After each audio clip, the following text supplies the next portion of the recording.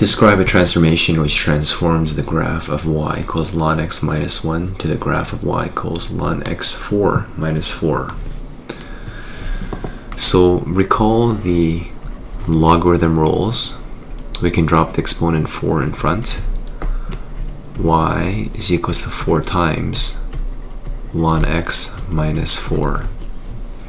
And now we can factor out the 4. So we're going to say y is equals to 4 bracket ln x minus 1. This is distribution. This times this produces the original. So notice how this is our original function over here.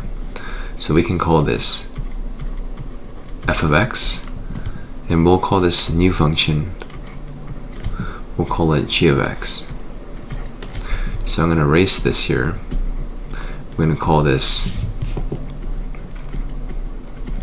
g of x, the new function, the transformed function. So what we have is g of x is going to be 4 times f of x.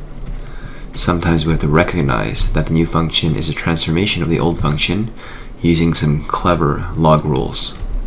So the transformation that we're describing is it's going to be 4 times taller. We're multiplying the y's, all the y values, by 4. A vertical stretch factor, scale factor 4.